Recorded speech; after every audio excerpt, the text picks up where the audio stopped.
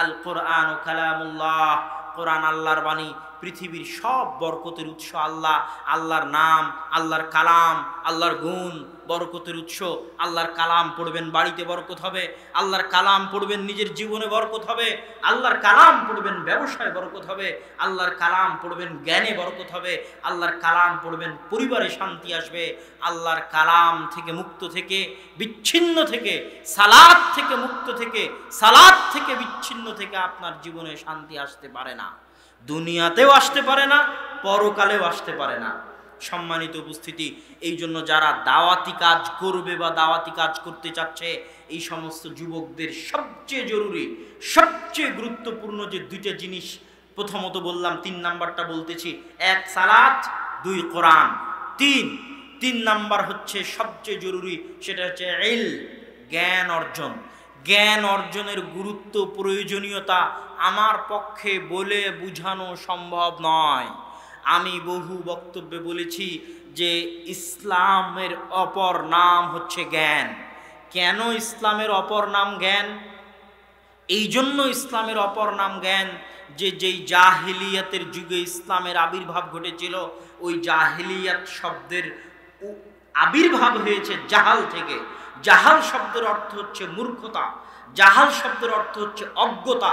জাহিলিয়াত মানে অজ্ঞতার যুগ, জাহিলিয়াত মানে মূর্খতার যুগ, জাহিলিয়াত মানে জ্ঞানহীনতার যুগ। ওই অজ্ঞতা, ওই মূর্খতার বিরুদ্ধে ইসলাম এসেছে। তাহলে ইসলাম কি হতে পারে? অবশ্যই জ্ঞান। যে মূর্খতা দূর করতে পারে, অজ্ঞতা দূর করতে পারে, সেটা জ্ঞান ব্যতীত আর কিছুই হতে পারে না।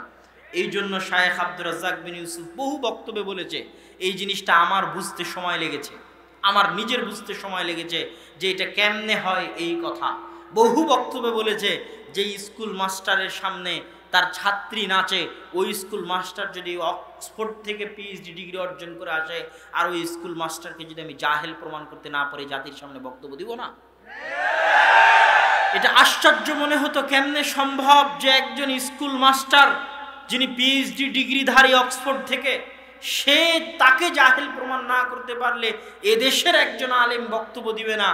অবশ্যই এই কথার ওজন এবং রহস্য আছে।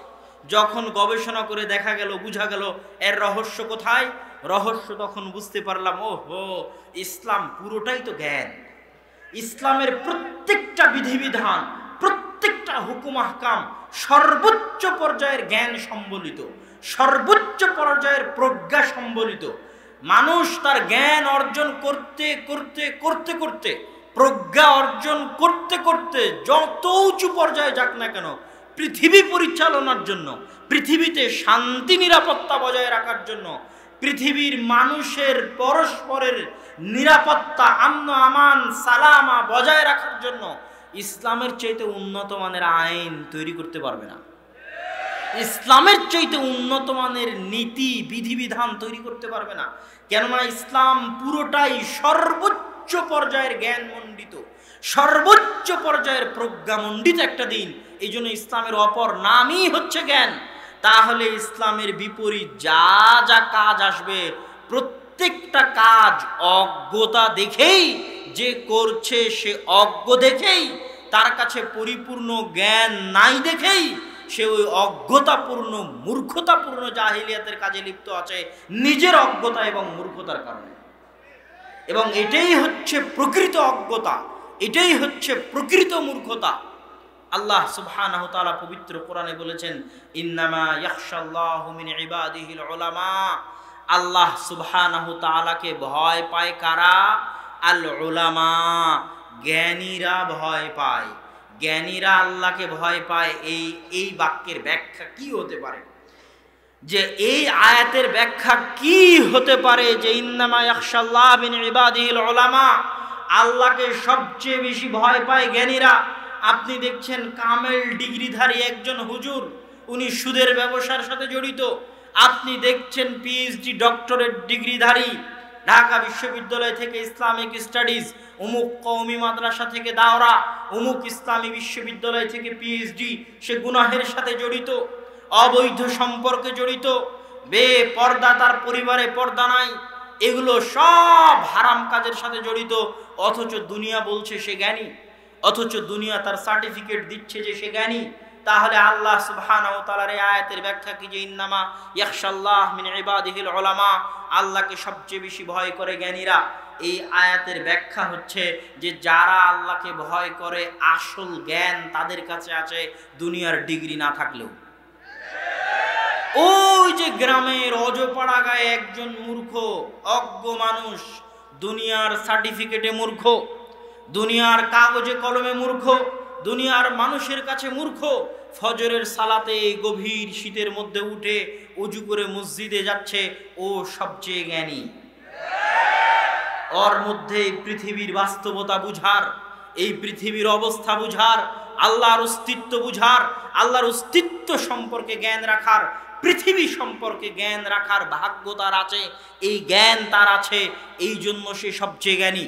আর একটা কথা প্রচলিত আছে, হাদিস গ্রন্থগুলোতে আছে, সানাদ কিছুটা দুর্বল, যে আল কাইয়িসু মান দানা নাফসাহ ওয়া আমিলা লিমা বাদাল মাউত, মেধাবী বুদ্ধিমান চালাক সেই যে নিজের সমালোচনা করে, বোকা গর্ধব অজ্ঞ মূর্খ সেই যে অন্যের সমালোচনা করে, মেধাবী বুদ্ধিমান চালাক সেই লিমা আমিলা বাদাল মাউত, যে মৃত্যুর পরে কি হবে তার জন্য প্রস্তুতি নেয়।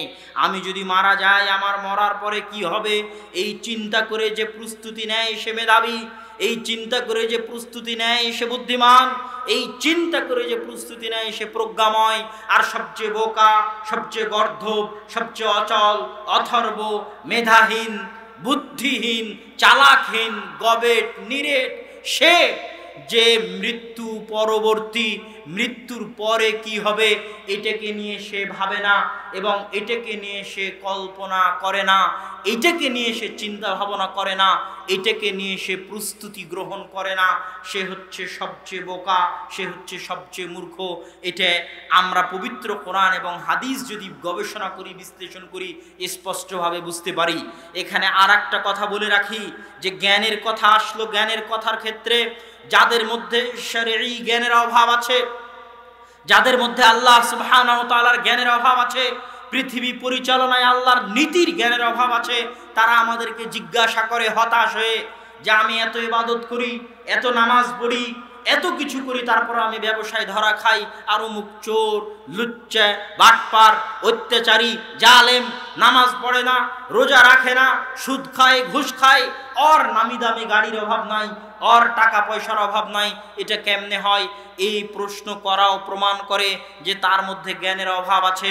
রাসূল সাল্লাল্লাহু আলাইহি ওয়াসাল্লাম বলছেন, ইন্নাল্লাহা ইউতিদ দুনিয়া লিমান ইউহিব ওয়া মান লা ইউহিব, আল্লাহ দুনিয়া দেন, দুনিয়ার সফলতা, দুনিয়ার টাকা পয়সা, দুনিয়ার ধন দৌলত, দুনিয়ার বাড়ি গাড়ি, লিমান ইউহিব ওয়া মান লা ইউহিব, আল্লাহ যাকে ভালোবাসেন তাকেও দুনিয়া দেন, যাকে ভালোবাসেন না ঘৃণা করেন, যার উপর আল্লাহর করুণা দৃষ্টি নাই, যার উপর আল্লাহর রহমতের দৃষ্টি নাই, তাকেও আল্লাহ সুবহানাহু ওয়া তাআলা দুনিয়াবি ধন দৌলত টাকা পয়সা দেন।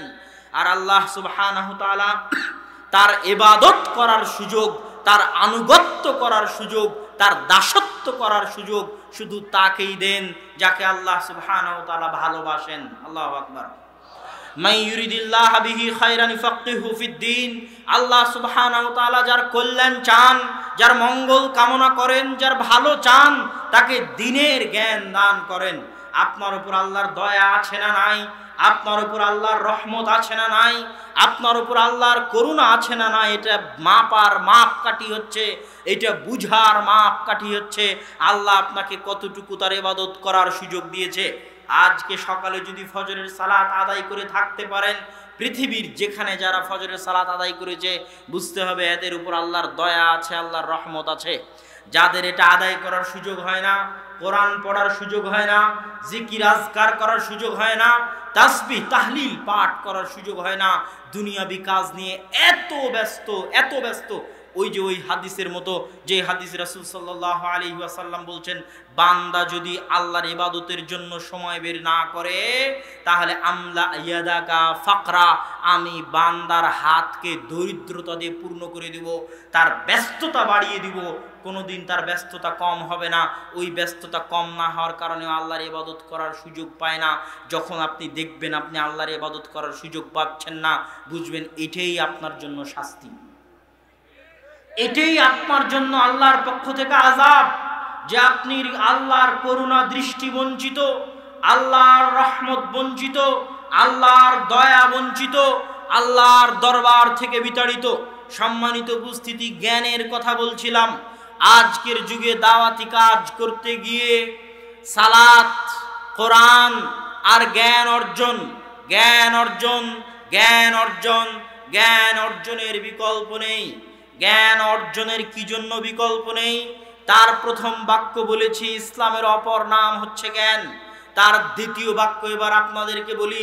রাসূল সাল্লাল্লাহু আলাইহি ওয়াসাল্লাম বলছেন যে ইন্নামাল উলামা ওয়ারাসাতুল আম্বিয়া, নবীগণ হচ্ছেন, আলেমগণ হচ্ছেন নবীদের উত্তরসূরি। আর নবীগণ লা ইউরিসুনা দিনারান ওয়ালা দিরহামান, নবীগণ দিনার দিরহাম উত্তরাধিকার সূত্রে রেখে যান না, বাল ইউরিসুনাল ইলম, তারা জ্ঞান উত্তরাধিকার সূত্রে রেখে যান। আগের যুগে যত উম্মত চলে গেছে, প্রত্যেক উম্মতকে হেদায়েত করার জন্য প্রতি যুগে নবী লেগেছে। নবীবিহীন যুগ খুব কম থেকেছে, প্রত্যেক যুগে নবীর প্রয়োজন হয়েছে। আর আখিরি নবী মুহাম্মদ সাল্লাল্লাহু আলাইহি ওয়াসাল্লাম চলে গেছেন, 1400 বছর হয়েছে। 1400 বছরে কোনো নবী এসেছে? 1400 বছরে কোনো নবী আসেনি। ইসলামের দাওয়াত কি বন্ধ হয়েছে? বন্ধ হয়নি। অথচ এই নজির অতীতের উম্মতে নাই। আর মুসলিম উম্মার মধ্যে এই নজির পাওয়া যাচ্ছে, নবী নাই।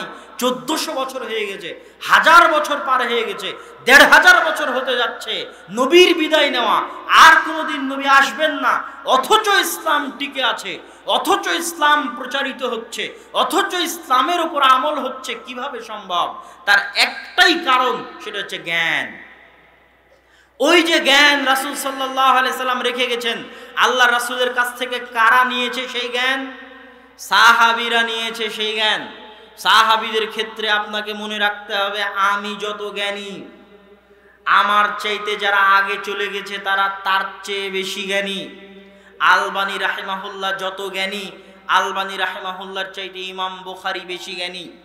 ইমাম বুখারী, আহমদ বিন হাম্বল, আবু হানিফা, মালিক, শাফিঈ যত জ্ঞানী, আবু হুরায়রা, আনাস, আয়েশা, আব্দুল্লাহ বিন আব্বাস তার চাইতে বেশি জ্ঞানী। আব্দুল্লাহ বিন আব্বাসের লেখা কোনো বই নাই, আবু হুরায়রার লেখা কোনো বই নাই, আর আমার লেখা 1000টা বই আছে, তার মানে কি আমি বেশি জ্ঞানী? জি না। আবু হুরায়রা যত জ্ঞানী, আয়েশা যত জ্ঞানী, আব্দুল্লাহ বিন আব্বাস যত জ্ঞানী, আবু বকর ওমর তার চেয়ে বেশি জ্ঞানী। আবু বকর ওমরের বর্ণিত হাদিসই নাই, 2-1টা আছে। তাহলে আবু হুরায়রা 5000 হাদিসের বর্ণনাকারী, এই জন্য আবু হুরায়রা রাদিয়াল্লাহু তাআলা আনহু আবু বকর রাদিয়াল্লাহু তাআলা আনহুর চাইতে বেশি জ্ঞানী? জি না। রাসূল সাল্লাল্লাহু আলাইহি ওয়াসাল্লামের সাথে থেকে, তার সোহবত, তার সঙ্গে থেকে যারা দ্বীনকে অনুভব করেছে, দ্বীন যাদের রক্তে রক্তে, মাংসে মাংসে মিশে গেছে। একটা কথা বাড়িয়ে বলা হবে, কিন্তু আমি বুঝানোর জন্য বলতেছি, ভুল হয়ে গেলে মাফ করে দিবেন। কেউ আবার কাটছাট করে এটা আবার আমার বিরুদ্ধে লাগাবেন না। আমি বুঝানোর জন্য বলতেছি যে আবু বকর, ওমর, তাদের মধ্যে তাদের রক্তে রক্তে, মাংসে মাংসে দ্বীন এমনভাবে মিশে গেছে, এমনভাবে রাসূল সাল্লাল্লাহু আলাইহি সাল্লামের সোহবত থেকে তারা দ্বীন গ্রহণ করেছে যে যদি কথার কথা তারা কোরআন ভুলে যেতেন, মনে না থাকতো, আল্লাহ রাসূলের হাদিস ভুলে যেতেন, মনে না থাকতো, তাহলে তাদের স্বভাবজাত বৈশিষ্ট্যের কারণে তারা নতুন করে যদি নিয়ম কানুন, হুকুম আহকাম প্রণয়ন করত, তো 100তে 100 কোরআন এবং হাদিসের সাথে মিলে যেত। ওইভাবে ইসলাম তাদের রক্তে রক্তে, মাংসে মাংসে প্রবেশ করে গেছে। তারা ইসলামের রূহ, সার নির্যাস আল্লাহর রাসূলের সাথে থেকে তাদের মধ্যে প্রবেশ করে গেছে। আর এর মধ্যে সবচেয়ে টপ লেভেলের ছিলেন আবু বকর রাদিয়াল্লাহু তাআলা আনহু। না হলে এমনি রাসূল সাল্লাল্লাহু আলাইহি সাল্লাম মৃত্যুর পরে ওমর রাদিয়াল্লাহু তাআলা আনহু খোলা তরবারি নিয়ে দাঁড়িয়ে আছেন, যে বলবে আল্লাহ রাসূল মারা গেছে, ওকে হত্যা করব। তখন আবু বকর রাদিয়াল্লাহু তাআলা কোরআনের আয়াত পাঠ করলেন যে আল্লাহ রাসূল মারা গেছে, কেননা দিন ইসলাম ওনার রক্তে রক্তে মাংসে মাংসে মিশে গেছে। যখন যাকাত যারা দিতে চাইল না, অস্বীকার করতে চাইল, ওমর রাদিয়াল্লাহু তাআলা বলেন এরা সব কালেমা পড়ে মুসলমান, আর যে কালেমা পড়ে মুসলমান তার বিরুদ্ধে অস্ত্র ধরতে আল্লাহ রাসূল নিষেধ করেছে, তার রক্ত হারাম, তাকে হত্যা করা যাবে না, তার জান হারাম, তার মাল হারাম, তার বাড়ি হারাম, তার সম্মান হারাম, মর্যাদা হারাম, তার সম্মান লুণ্ঠন করা যাবে না, টাকা মেরে নেওয়া যাবে না, তার রক্ত প্রবাহিত করা যাবে না, আল্লাহ রাসূলের আদেশ। আবু বকর রাদিয়াল্লাহু তাআলা কিভাবে দিন বুঝেছিলেন, কিভাবে দিনের অনুভব শক্তি তার মধ্যে কাজ করেছিল, উনি বললেন শোনো ওমর, আল্লাহর রাসূলের যুগে যারা যাকাত দিতে আসতো, যারা যাকাত দিচ্ছে না, ওদের বিরুদ্ধে যুদ্ধ তো হবেই। যারা যাকাত দিতে আসবে, কিন্তু রাসূল সাল্লাল্লাহু আলাইহি ওয়াসাল্লামের যুগে একটা একাল দড়ি দিত, তামনাউ আমার যুগে দিতে অস্বীকার করবে, দিতে চাইবে না, ওই একটা দড়ির জন্য উট ছাগল গরু যাকাত হিসেবে দিতে এসেছে, দিয়ে গেছে, দড়ি খুলে নিয়ে চলে যাচ্ছে, অথচ আল্লাহ রাসূলের যুগে দড়ি খুলতো না, ওই দড়ির জন্য আমি যুদ্ধ করব, হয় মরবো না হয় মারবো। খেজুর দিতে এসেছে, খেজুর ঢেলে দিয়ে বস্তা নিয়ে চলে যাচ্ছে, আল্লাহ রাসূলের যুগে বস্তা সহ রেখে গেছে, আমার যুগে যদি খেজুর ঢেলে বস্তা নিয়ে যেতে চায়, ওই বস্তার জন্য ওর সাথে যুদ্ধ করবো, হয় মরবো না হয় মারবো। এই যে দিনের কোন লেভেলের বুঝ, হাই লেভেলের বুঝ, সর্বোচ্চ পর্যায়ের বুঝ, সেই বুঝটা কি? যেহেতু আমি খলিফাতুল মুসলিমিন, আর খলিফাতুল মুসলিমিনের ন্যায় অর্ডার, হক অর্ডার প্রত্যেক খলিফাতুল মুসলিমের অধীনস্থ মুসলমান মানতে বাধ্য। যে তার ন্যায়সম্মত অর্ডার, যে তার যুক্তিসম্মত হক অর্ডার মানবে না, মারুফ অর্ডার মানবে না, ও বাগী, বিদ্রোহী, খারিজি।